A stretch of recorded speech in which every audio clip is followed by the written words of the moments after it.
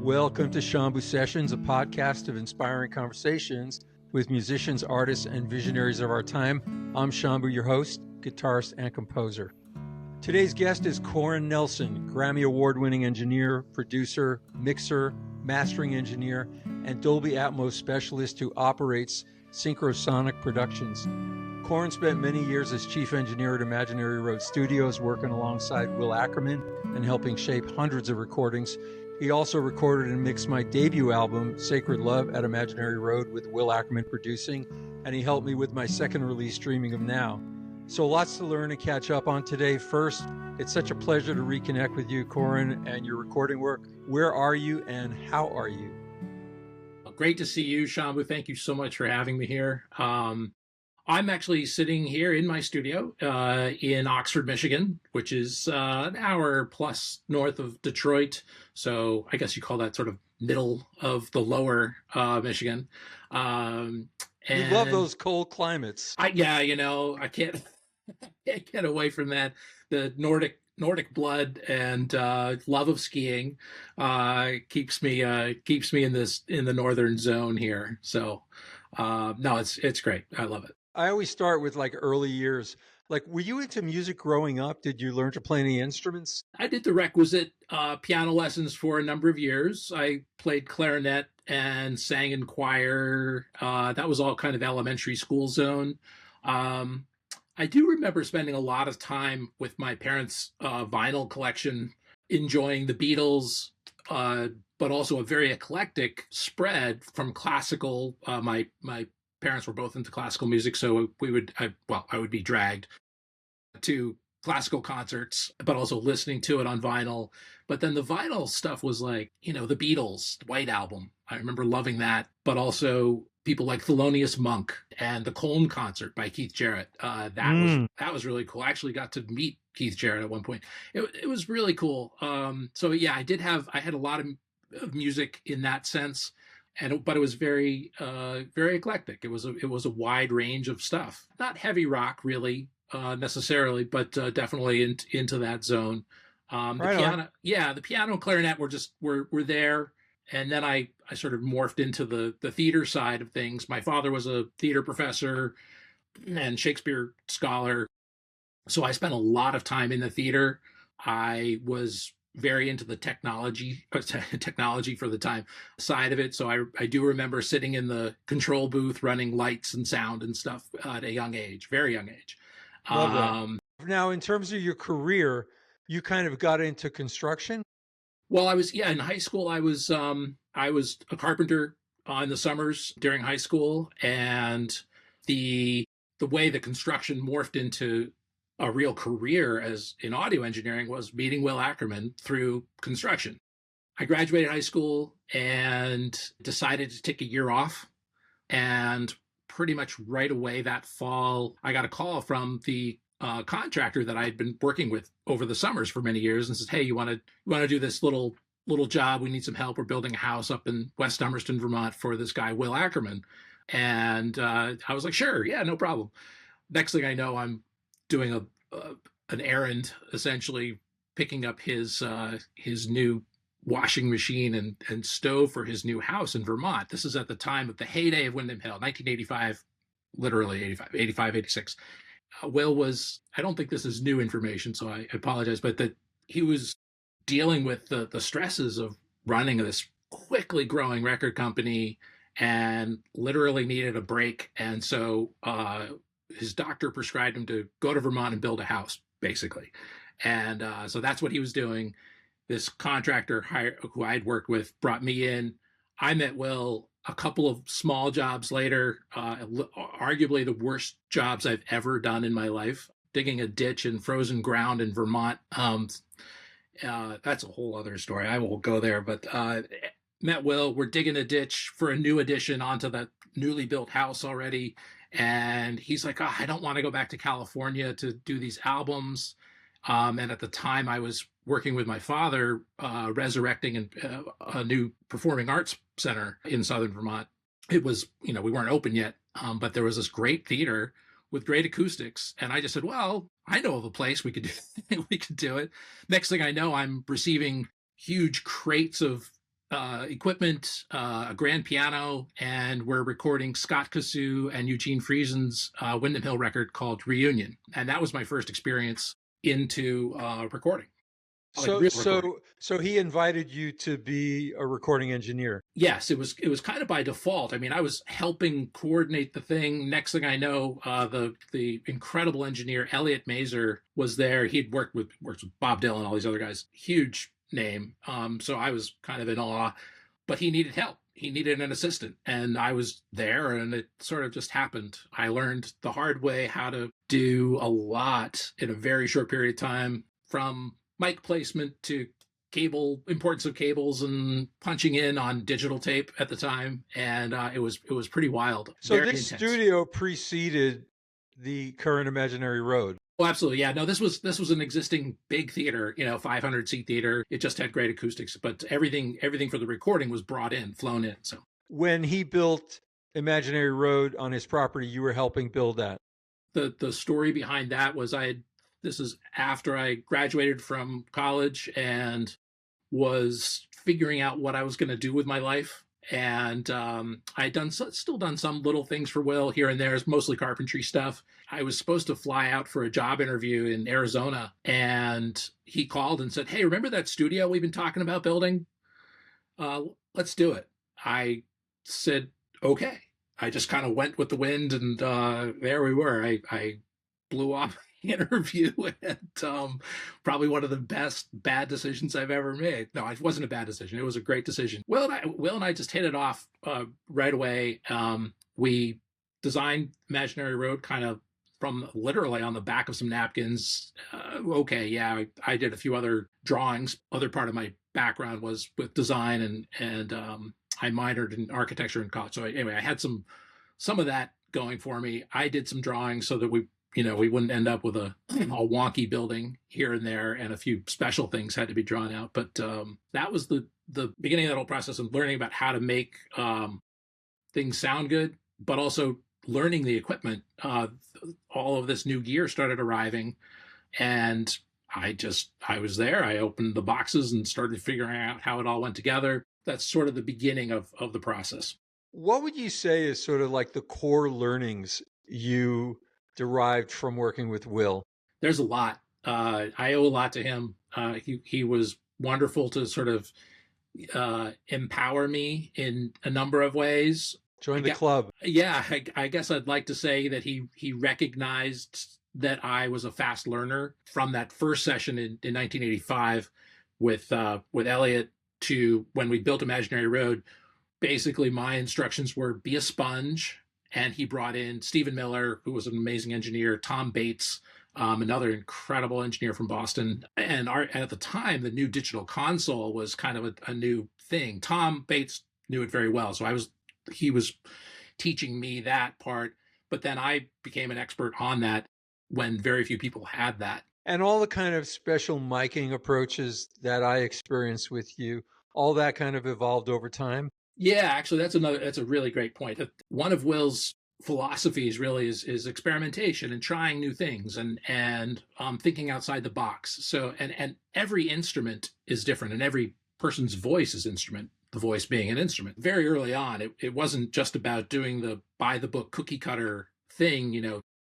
For a guitar, you don't just place one, or two microphones 13.5 inches at 87.5 degrees off the 12th fret. That's not always the sweet spot for every guitar. There's other noises going on. So put your head right in there, listen to the sound, feel that. Where can we capture the best sound for this? And that led to, almost by accident, these multi mic situations where normally you'd mic a guitar with 2 mics. We were doing 4 or 5 or 6. Okay, yeah, there was a little math involved to avoid phasing, but it was really just about listening. What sounds good? What feels good? And that's Will. That's Will just going like, feels better, sounds better over here. Let's try this. But let's try, what if we did this? Let's try this. So just thinking outside the box to create new ways of capturing music and sound to make it sound as good as it possibly could in that moment for that artist. And the other part of it is Will is not fully academically trained musically, right? He likes to say this. I don't read music. I had enough background in music to read a little bit, but I took that to heart in that I didn't have to know everything about everything to understand what was going on, and listening to your gut really is what it comes down to. Is listen to your gut. What feels good? What's hitting you? What's grabbing you? What's not? Or what's making you go, ugh? If you're listening with your eyes closed, what makes you do the RCA dog, And is that a good thing or a bad thing?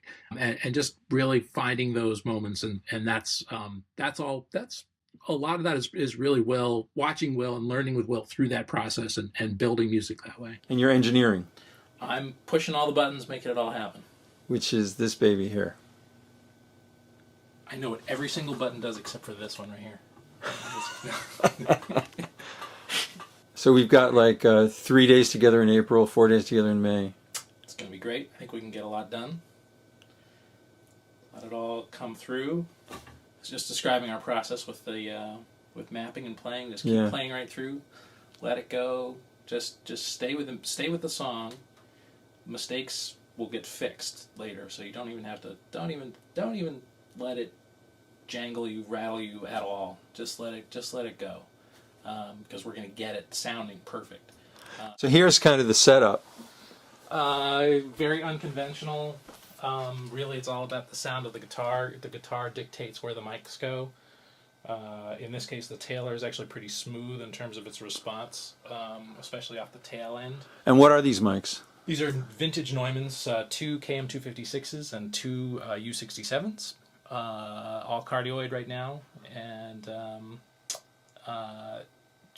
they've been Klausified, as we call it, with Klaus Heine, is the German Masterworks modifier.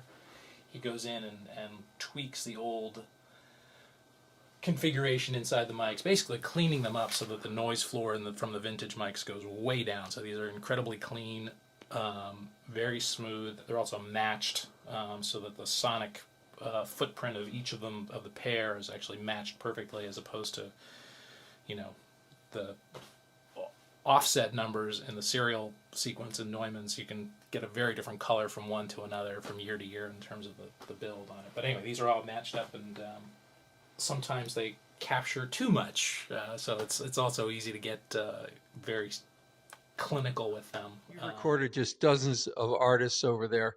Any memorable moments with artists? I mean, artists meaning the lead artist, and then there's this whole cadre of studio players. The session players coming in, who yeah, you're right. They're not featured on in big letters on the front of the album, right? Some of them are arguably some of the more amazing experiences. Eugene Friesen.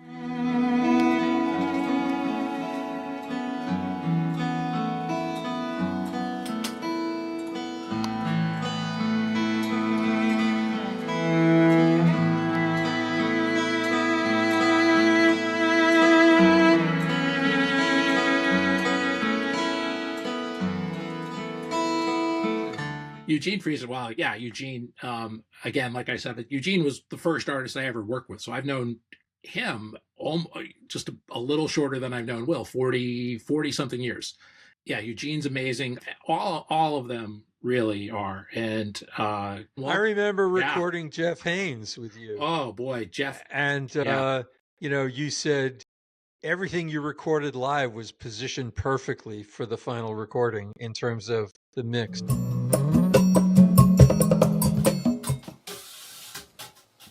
Nice, Corin. I'm gonna switch back and forth so you can pan them. Okay. So there'll be imaging with it. You can do that one.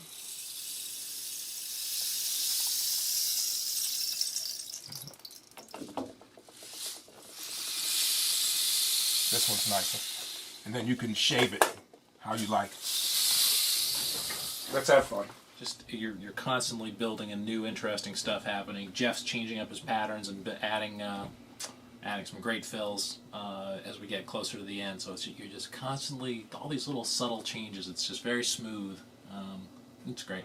Jeff is a true amazing human being who can feel. He's one of the only percussionists I know who can really move with varying tempos, because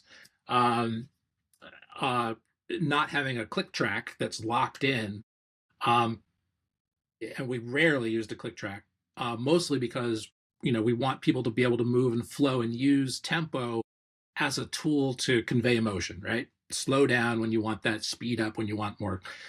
And for a percussionist, those speed ups and slow downs are a nightmare.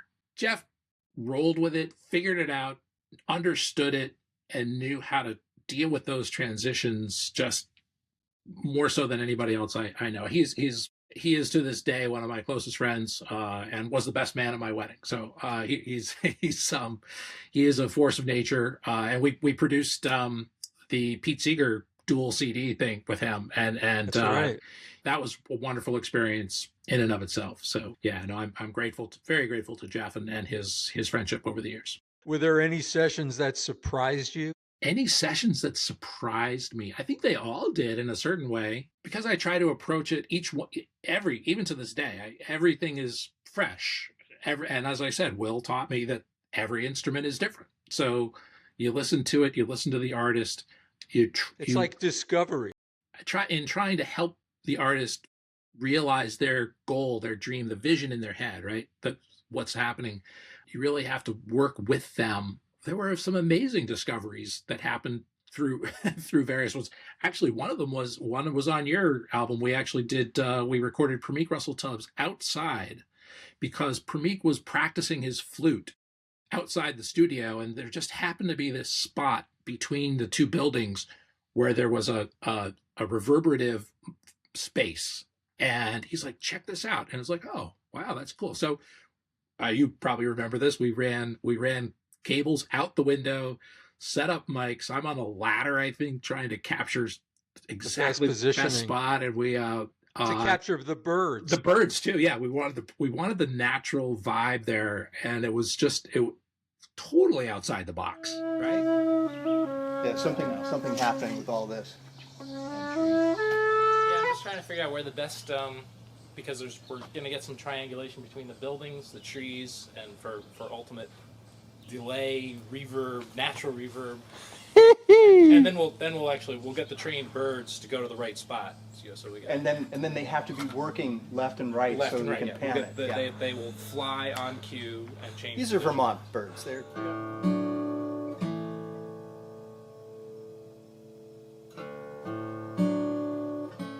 So Corin, that's what the guitar is going to do. And he's just going to play on top of that.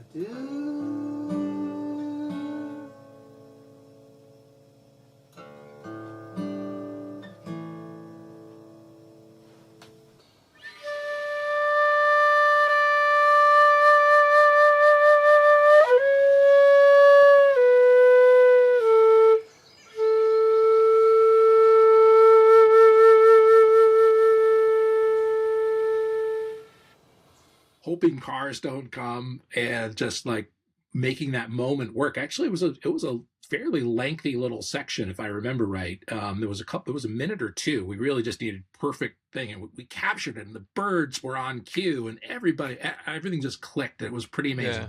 So let's jump into Synchrosonics Productions, and you've worked with some amazing artists there: Trevor Gordon Hall, Triplicity, Jill Haley, others. Tell me kind of about your approach to working with engineering, producing, working with these artists. I see my role as the person who's going to help them realize their vision, their dreams, their ideas. It's not necessarily that I am imparting crazy changes to anything that they've already come up with in their head. It's really about, okay, what's your idea behind this? And then does it actually need anything else to help realize that, or doesn't it, or is there a place where it needs to be maybe shifted a little bit?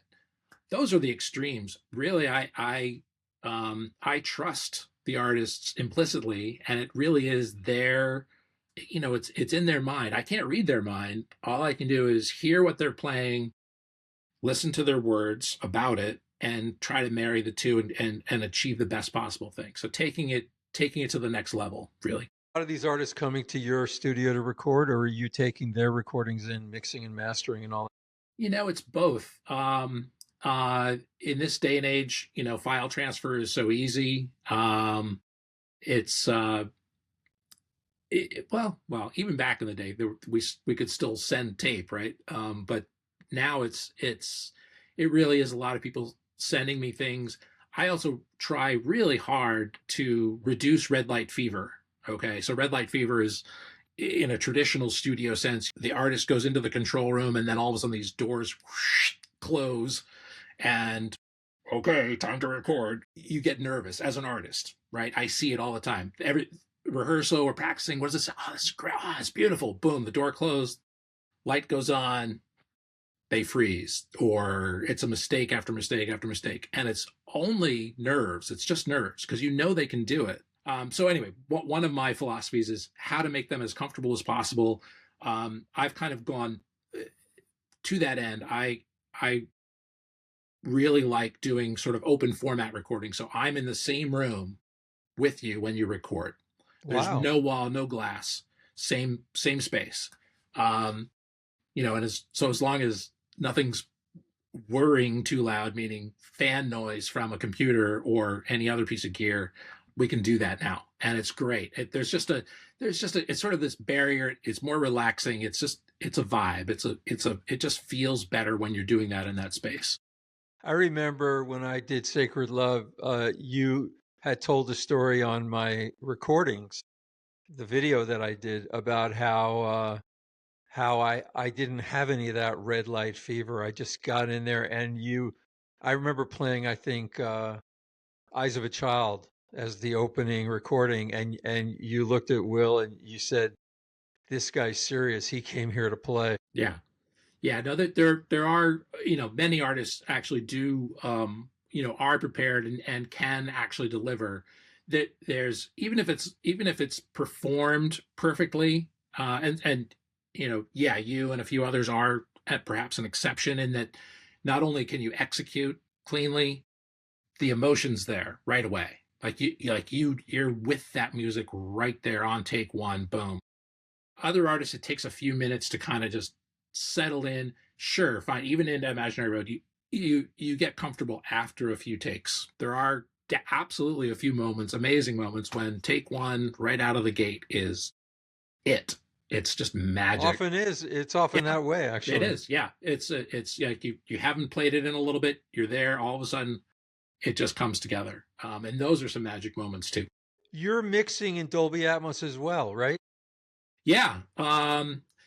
It's a hard thing perhaps to sell because I don't think it's quite reached that pinnacle of adoption or monetization or whatever that has to happen to for an artist to make that to click. I do know that all the major record labels are requiring it now for their releases. Its popularity is only going to increase. It's becoming norm. I mean, it's virtually invisible, like on Apple Music. If it's available in spatial, you can get to it pretty easily. It's just there. I think that other platforms, titles happening. I mean, Spotify's can't be that far away. They're already copying Apple with doing videos now, literally in the last couple of weeks, right? They're adding video. So Spotify's copying Apple in that way. I'm very hopeful that they will latch on and go realize that Dolby Atmos is arguably a future-proof platform. Dolby Atmos / anything spatial. There are a couple of other versions of that that are playing into it too. So having the surround available, and I'm calling it surround because that's how I got started. Actually, was 15 years ago. Whatever, we had 5.1, and we could make SACDs or DVDRs DVDs that actually had surround capability if people could play it back. They couldn't. Now with binaural, any old headphones, you can experience the binaural aspect of that immersive sound, and it's pretty amazing. It's very I love it. It's yet another creative tool in my holster that I can use to help embellish or bring out the emotive aspects of the song, of that particular song, or those even if it's just a magic moment. We call it ear candy, right? There's a few. Sometimes you want to do that. you want that spatial awareness to just boom, pop up. And being able to do that in Dolby Atmos is amazing. I think it's here to stay. I agree with you. I mean, I've been mixing in that since 2023. So you work with a lot of people who work in home studios. Yes. What do you think are the biggest mistakes people make in their home studios? Meaning they're not investing in the right mics or equipment. What do you think the biggest mistakes they're making and where people can improve if they want to work with a guy like you?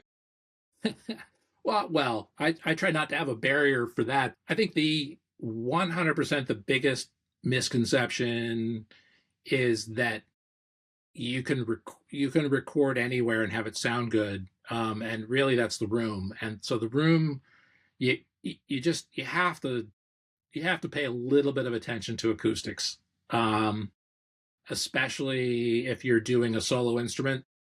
And especially if you're doing a solo instrument that's a little louder, and especially if it's higher frequency. So, and I say all that based in science, which is just that if you have two parallel hard surfaces, whether it's sheetrock or concrete or even brick, it'll bounce back and forth and create problems, or it'll bounce once and come back into the mic and you'll hear that echo just subtly. It doesn't matter whether you have a $100 microphone or a $1,000 microphone. If the room doesn't work, it's not going to sound as good as it could be.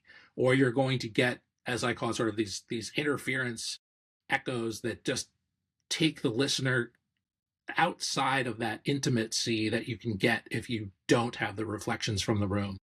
Sure, there are some good sounding rooms.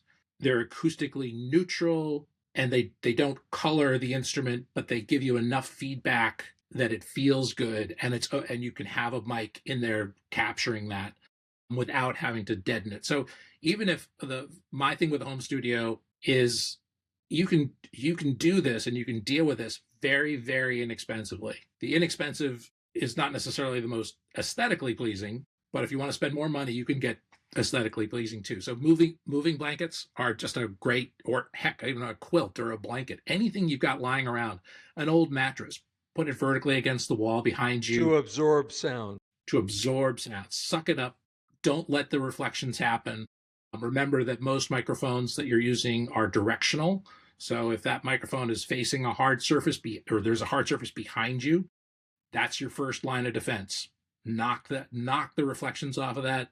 Then start wrapping around if you can, and want to go the extra mile, start wrapping that around you or the other surfaces so that you're not capturing things from the side. So you don't have to actually have a perfect room. You just need to know what the problems are. If the room is good, sure, you can actually get away with inexpensive microphones. Yes, I have some very nice expensive mics, but I also am balancing them out with some very inexpensive, clean, quiet mics. And I say that pointedly because those who've heard me talk about it know where I'm going with this. Is just that the noise floor of some microphones, even some expensive microphones, there's just this whoosh that's always there, this hum that's always there. And when you're recording a really quiet, intimate song, no matter what the instrument, as soon as there's a decay, you're going to hear that noise floor come up. You're going to hear that shh. Sure, we can kind of accept that, but as a listener, if you're just listening and you're not watching the person, there's a difference there too. If you're just listening and you hear that happen, it pulls you out of the music. To me, it pulls you away from the sound, the sonic experience. So quiet mics are good. What advice would you give to young engineers who are trying to get into the business? What advice would I give young engineers trying to get into the business? I would say, don't be afraid to experiment. Listen to the actual sound of the instrument first. Maybe have a little basic knowledge before you listen. Sure, we can all read the books and we can all Google now and see where's the best place to place a microphone for X, Y, and Z. So take that knowledge, but first listen to the instrument and how the artist is playing it. Because those things will inform you as an engineer for mic placement, because that's kind of that's one of the big things as an engineer you need to know right off the bat. if you're recording acoustic instruments. Understand how that all translates out. And sure, there's layers and layers and layers of software and other things that you need to know. So knowing the basics totally cold is key. Signal flow, mic placement, basic acoustics, and what's going on around you. Learning how to listen in between the notes. Here's a good one. I like that. This is a good one. That was something I learned really early on too. That I think helped me was just at a certain point as an engineer anyway, not listening to the music or the musicality of the song or what's going on or that track, but actually listening to the sound. Like, what are the sound waves doing? What's going on here? What are you hearing? Sometimes that will reveal, it's like, oh, okay, you know what? Actually, with the mic here, we're getting too much of a build up on this, or it's capturing too much of the key click of a saxophone or whatever it is, whatever's going on that's not contributing to the musicality of it. And sometimes you have to listen in between the notes for that, to hear how those are interacting and hitting the listener.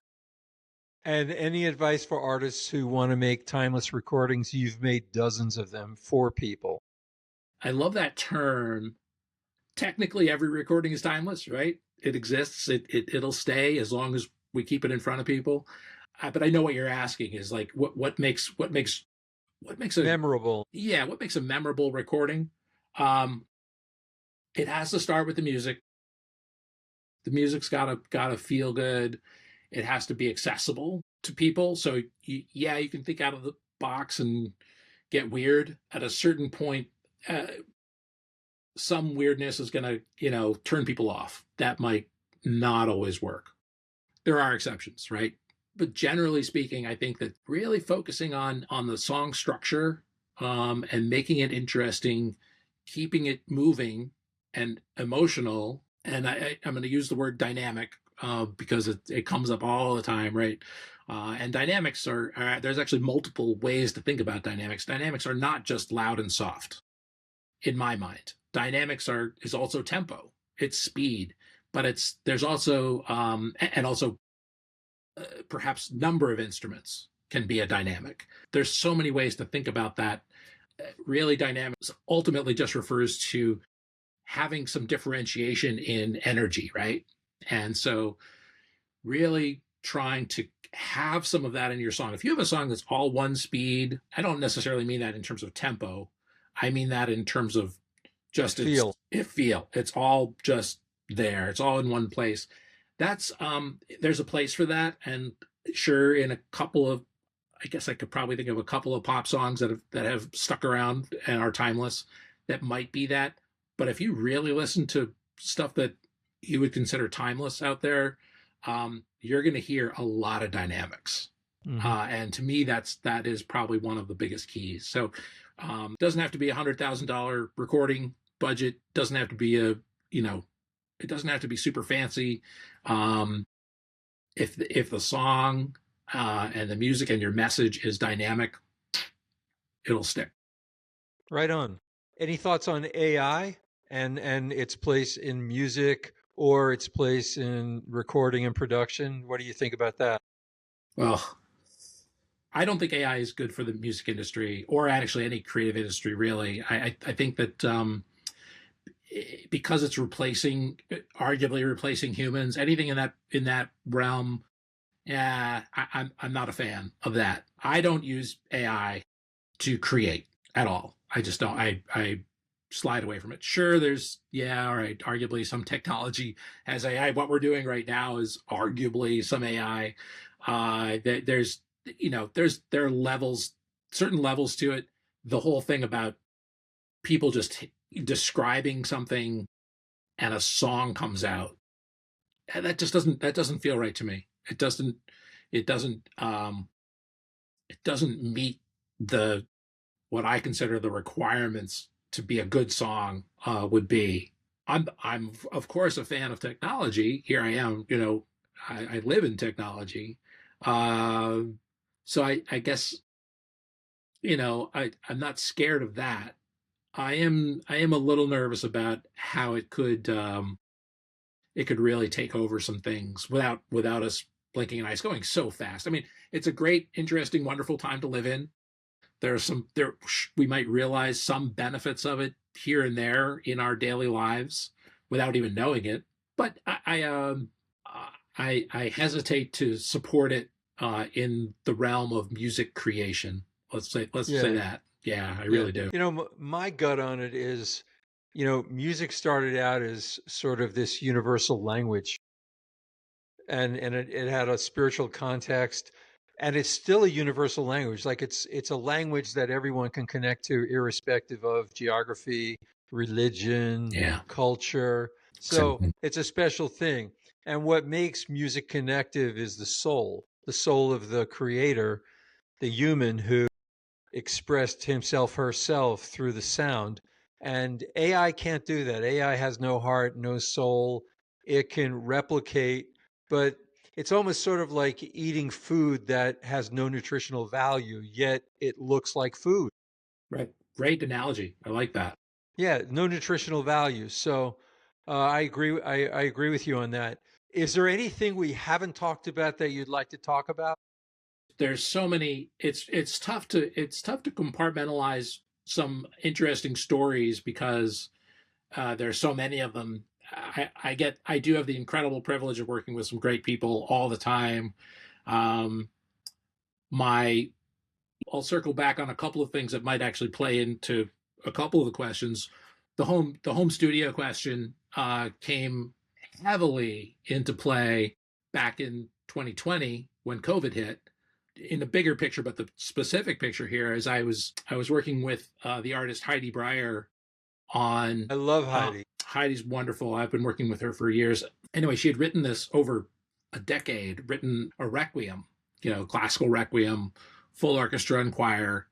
And we were finally at the point where we were getting ready to record. We were starting to line up spaces and artists and things like that. And we had Eugene Friesen on board to kind of be conductor. And we were just about to do that. COVID hit. And so we pivoted. We did that entire recording remotely with individuals. I'm not giving away any secrets here because I know we've talked about, I know it's out there. So I apologize, Heidi, if this is lifting the lid off something, but circle back to home studio. Many of the artists that we wanted to work with had never recorded at home or had done minimal recording at home and certainly weren't set up. So I had to guide a good handful of artists, 12, 14, 15 artists on getting their home setups dialed in, moving blankets, recorded in a closet, all the sort of basic home, new home studio people.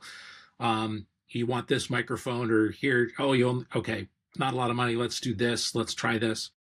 Just affordable ways to make it work, guiding them through that. And so experiencing that firsthand with musicians who are really strong musicians, but not necessarily having an engineering or acoustic background in any way, teaching them that was actually kind of fun. They learned something new, gave them a new tool to be able to record at home and continue their craft remotely in this time when we were all, all the musicians were like, what are we going to do? We can't play live. We can't sing live. We can't, all of these incredible players.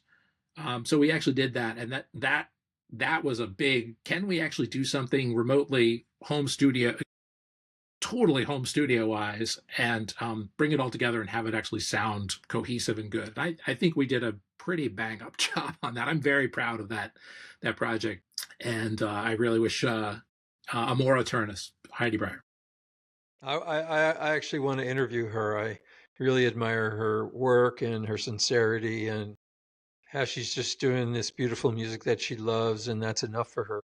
She's doing great stuff and really giving back to the musical community. Yeah. She has a great little space in New Hope, Pennsylvania, an art gallery. So she's doing her love of art, as well as once a month during the sort of fall and winter season, having musicians come in and play, and it's really special. It's pretty cool. Right on. Well, my friend, I thank you. Thank you. Yeah, my thanks to Corin Nelsen for joining me today. You can learn more about Corin and Synchrosonic Productions at corinnelsen.com. and I'll include that link in the podcast description. If this episode moved you, please like, follow, and share Shambhu Sessions wherever you listen to podcasts.